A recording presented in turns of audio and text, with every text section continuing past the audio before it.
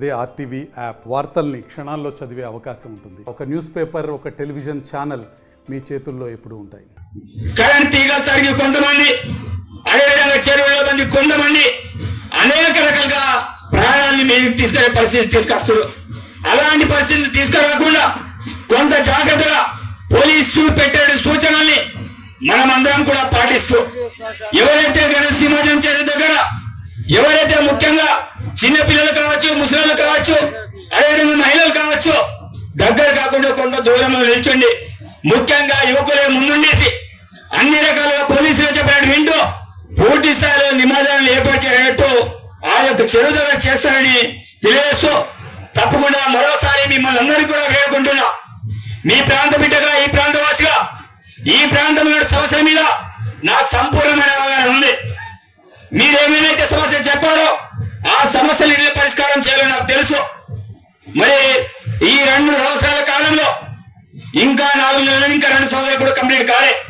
20 నెలలు, ఈ 20 నెలలు బట్టి మరి 20 నెలల కాలంలో మరి వాడవాడిన అనేక రకాల కార్యక్రమాలు చేశాం.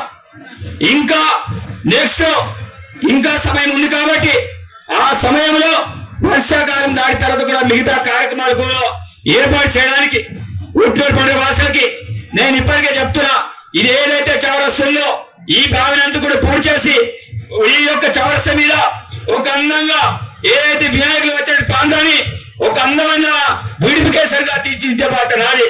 మీ అందరికీ మాటిస్తున్నాను. దాంతో పాటు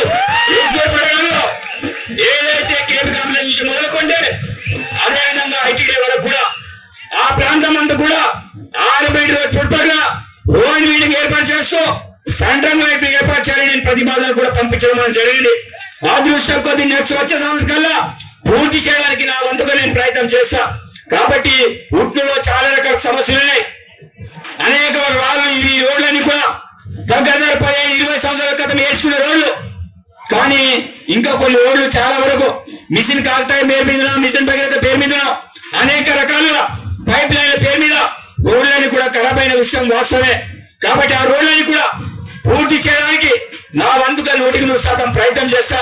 నేనైతే అనుకుంటున్నా వచ్చే ఏదైతే గణేష్ నిమజ్జనం వరకు ఉట్టూరు ప్రాంతంలో అనేక రకాల మార్పు జరగాలని, ఆ రకంగా గణనాథుడుకో అలాంటి శక్తిని నాకు ఇవ్వాలని, మీ అందరూ ఆశీర్వాదం ఎల్లప్పుడూ ఇలాగే ఉండాలని మనస్ఫూర్తిగా కోరుకుంటూ జై గణేశాయ నమః.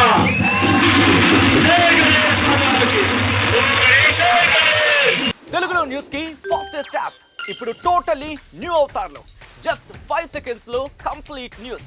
సోషల్ మీడియాలో ట్రెండ్స్ కి one stop solution. Live TV app voice search option తో ఇప్పుడే డౌన్లోడ్ చేయండి లేదా అప్డేట్ అయిపోండి. యాప్ లింక్ డిస్క్రిప్షన్ లో ఉంది.